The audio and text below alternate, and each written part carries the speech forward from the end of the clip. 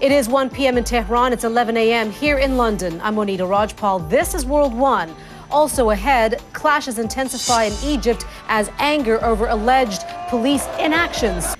But we begin in Egypt, a country still very much on edge after a football match there erupted into a riot on Wednesday. Now the violence has spread to other areas.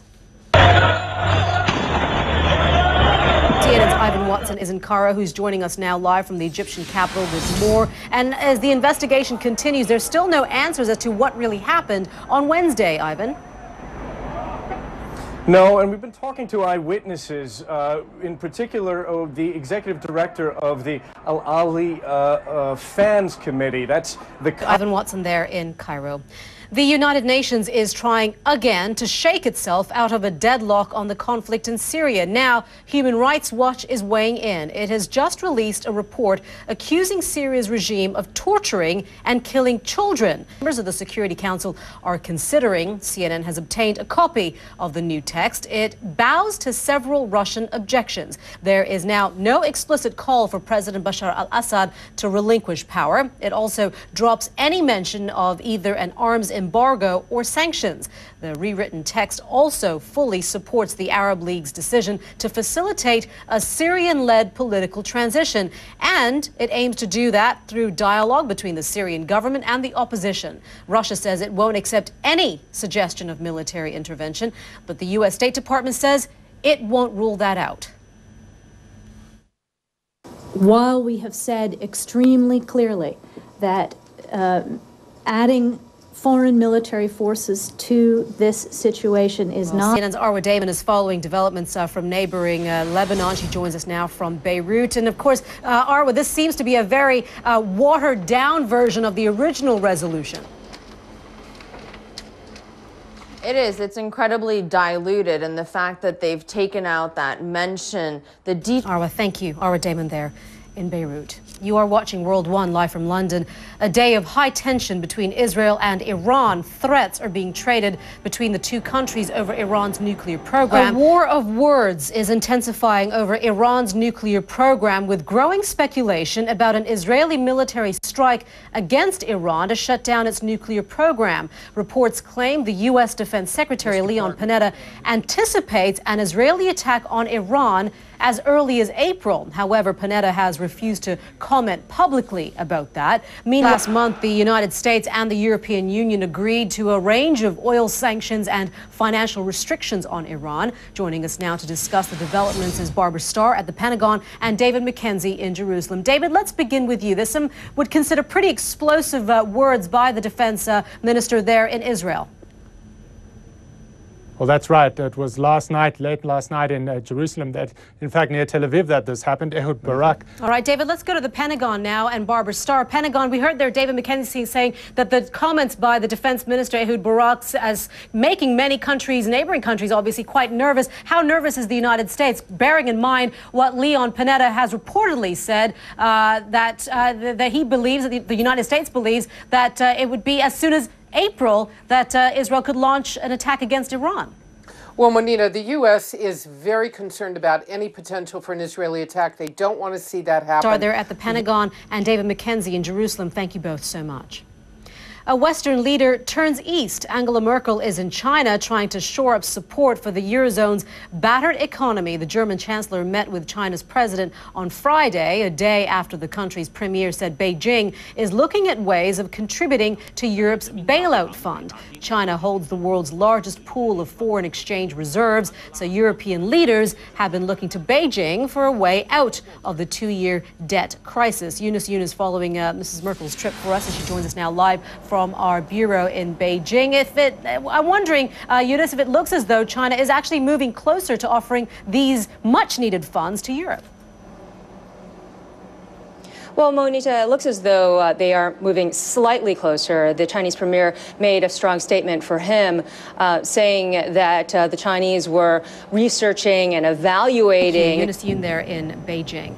This is World One, live from London. Coming up, we'll switch gears a little bit where we can open the chips and put the beer on ice. Super Bowl Sunday is almost upon us. More than 170 million people worldwide are expected. Arguably the biggest event on the U.S. sporting calendar, and it's only 2 days away. On Sunday, the New York Giants will take on the New England Patriots in the championship game of the National Football League, and the excitement is building. More than 100 million people in North America tuned in to last year's Super Bowl. But even if American-style football isn't for you, the halftime entertainment and even the advertising means there's still plenty to talk about. We want to take a look at what's trending on social media right now. At number 3, everyone may be talking about Facebook's pending IPO, but keep your eyes on Google+, folks. One analyst predicts it will soon hit 100 million users and near 400 million by year's end. Paul Allen, a Google watcher, has predicted its growth correctly in the past. Google's most recent figure for its social network was 90 million in January. At number 2, the dark side of the moon. NASA has released this video that's become a hit online. These are the first images of the far side of the moon, captured by its Ebb orbiter. You may have forgotten why it's called the far side. As every school child learns, the time it takes the moon to make one rotation on its axis is the same amount of time it takes the moon to orbit around the Earth. So one side of the moon is always facing the Earth, and the other side is always facing away. Got it? Okay, now, at number 1, wintry weather, a big talking point here in Europe, and a popular assignment with our eye reporters. Muger, I hope I said that right, sent in this picture from Romania. It shows volunteers clearing snow at a local dog shelter, and he says the excessive snow has been a challenge for animal rescue shelters. And of course, we want to go live to Bucharest to find out how people in Romania are coping with the blizzard. We'll also have our a weather update for you this weekend. That's all coming up on World One, live from Cairo. At least 900 people were injured during clashes between authorities and protesters on Thursday. 2 protesters were shot to death in the... What was it like to actually be at Wednesday's fateful match in Port Said? Ian Lee brings us a closer perspective from the pitch. I'm standing on the soccer pitch here in Port Said that was turned into a killing field yesterday evening. Ian Lee reporting there. Let's see what newspapers around the world are saying about this, starting here in Britain with The Independent and this headline: Egypt's generals will soon hear the final whistle. It's an opinion piece that says in Egypt at the moment you can't take the politics out of sport, particularly one so prone to violence as football.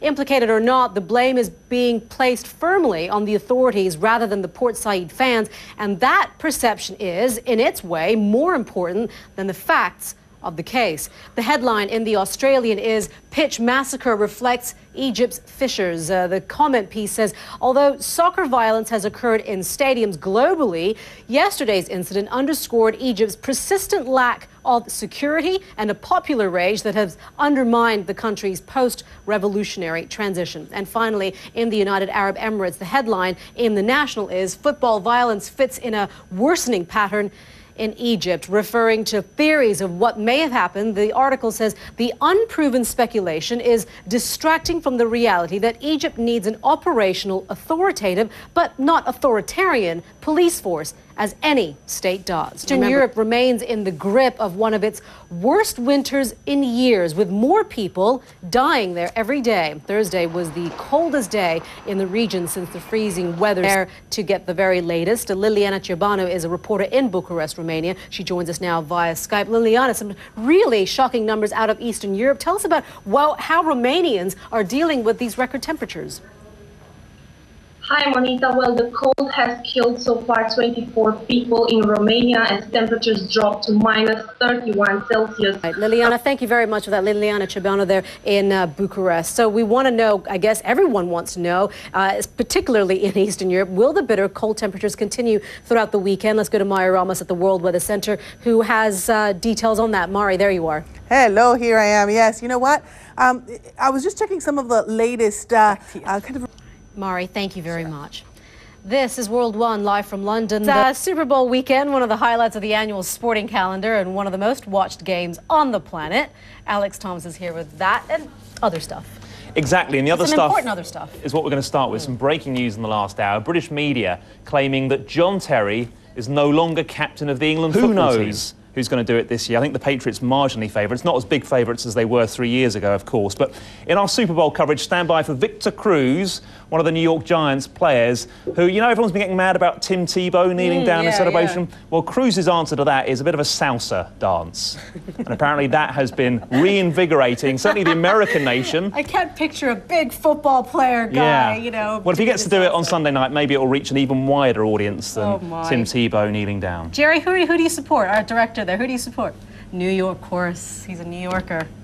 Can't look beyond the Big Apple. Yeah, right. Okay. Thank you very much for that, Alex. Don't start stirring anything in the newsroom. You're watching World One live from London. Give me space. A comedian looks to the heavens. Welcome back. You are watching World One. Here are some of the stories that we're talking about. Today, America. Tomorrow, the universe. Comedian Stephen Colbert has been hitting the headlines with his satirical bid for the U.S. presidency, but now he's looking beyond this world and into space. In a public service announcement for NASA, Colbert praises the agency's track record for medical and technological research and says he hopes it finds new planets to frack for methane. I think it's track for methane? That would probably be it. Now, this is an interesting story. From boyfriend to dad. When John Goodman decided to make his girlfriend part of the family, he chose an unconventional route by adopting her. Yeah, the 48-year-old polo tycoon is now the father of 42-year-old Heather Hutchins, a move that allows him to put part of his fortune in her name as he faces a lawsuit for vehicular homicide. I'll leave that for you to ponder on that one. And are you worried your new kitten will get bored when it's home alone? Well, you can stop worrying, folks, because there is an app for that. Australia's Affection Collection lets housebound kittens express their inner hunter by catching virtual mice as they circle for a piece of cheese. Well, we want to stay with the animal theme. Dogs may love their owners, but they also love food, don't we all? So if they had to choose between the two, what would they choose? Jeannie Moe shows us one canine willing to resist temptation just to ham it up for her master. If the way to a dog's heart is through its stomach, then why is this dog wearing... That's just mean. Two things, naming your dog Sushi and doing that. That's just mean. Well, you're watching World One live from London. I'm Monita Rajpal. Thank you for joining us. We'll update you on the news headlines in just a couple of minutes right here on CNN.